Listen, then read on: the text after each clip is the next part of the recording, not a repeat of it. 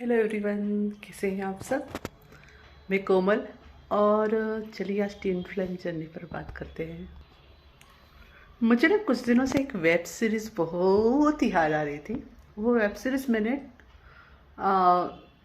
2020 में देखी थी। ओके, 2020 में आई मीन। आप उसको सुनिए क्योंकि आपकी टीन फ्लेम जर्नी से ये बहुत कनेक्टेड फील हो सकती है। And so good solution was there given already. उसमें एक लड़की को दिखाया है कि वो एक लड़के से बहुत प्यार करती रहती है। वेरी मतलब it's madly she was in love with that guy. Okay, पर वो लड़का उसकी वैल्यू नहीं करता रहता है।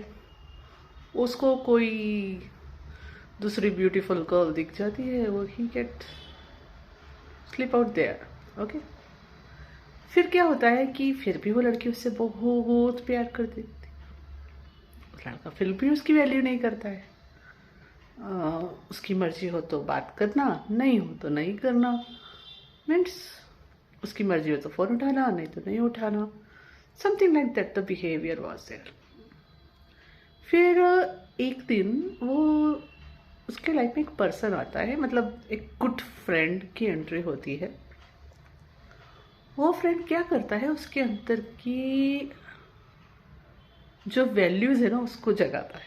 वो उसे रियलाइज़ कराता है कि वो जो कुछ भी ढूंढ रही है सब कुछ उसके अंदर ही है।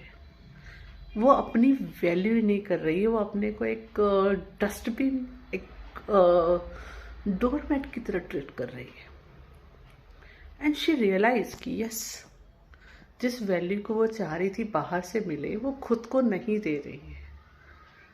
और ट्रूली उसके अंदर वो सेल्फ लव जनरेट होता है।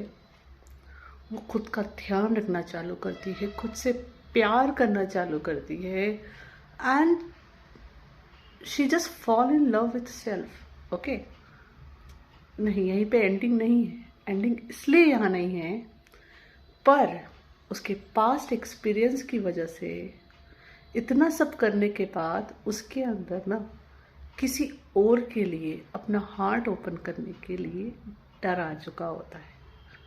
देखिए, उसका पास्ट एक्सपीरियंस ही ऐसा होता है ना, जो मैंने बताया। तो शी फील वेरी स्कैर्ड। तब जब उसके लाइफ में वाकई में एक ट्रू लव की जब एंट्री होती है तो उसे एक्सेप्ट करने को तैयार नहीं होती। क्यों? पास्ट हर्ट्स जिन्हें हील करना बाकी रहता है। फिर गॉड वहाँ भी उसकी हेल्प करते हैं एंड वो वहाँ पर उसकी हीलिंग करती है। उसको रियलाइज़ होता है धीरे धीरे। वो क्या करती है, उस पर्सन से डिस्टेंस बना लेती है। जो उसको ले टू लव फील करता है तो उसे डिस्टेंस बना लेती है। डिस्टेंस बनाकर खुद के साथ बहुत समय बिताती है एंड शी रियलाइज कि what is happening with her. वो भी उससे प्यार करती, फिर क्यों उसके पास नहीं जा पा रही है। देन शी रियलाइज कि उसने अपना हार्ट शट कर दिया है जस्ट बिकॉज ऑफ एक experience. Then she open up and वहाँ वो वेब सीरीज की एंडिंग दिखाई है कि वो दोनों एक होते हैं। So that is how it is. आप जहाँ भी है आपकी जर्नी में, ओके, तो आपकी जर्नी भले ट्रू ट्विन फ्लेम के साथ स्टार्ट हुई हो या फॉल्स ट्विन फ्लेम के साथ, जो आपके अंदर जगाया जा रहा है वो आपकी वैल्यूज़, आपकी वर्थ को है। एक दिन तो आप इनफ कर ही दोगे और आ जाओगे।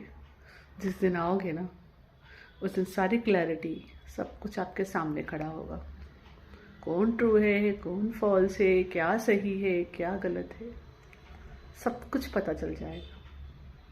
मेरी एक स्टूडेंट है सुरभि, उसने मुझे एक दिन लिखा था, मैम ऐसा है कि ना अगर सभी कुछ पहले से पता चल जाए ना तो कैरेक्टर वो रोल ठीक से निभा नहीं पाता है, ड्रामा नहीं कर सकता फिर।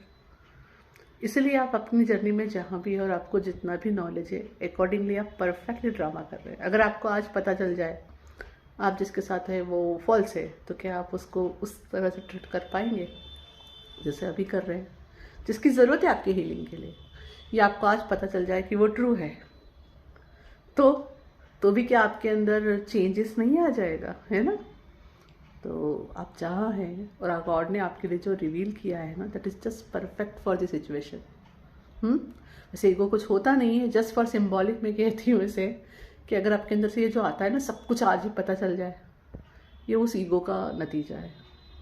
यूनिवर्स हमें समय समय पे उतना नॉलेज हमेशा देता रहता है जो हमें आगे बढ़ने के लिए ज़रूरी है, और ये गॉड की जर्नी है।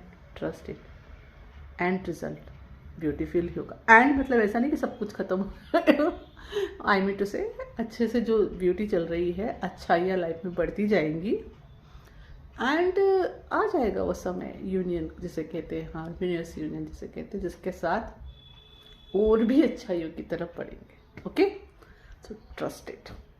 Thank you for listening.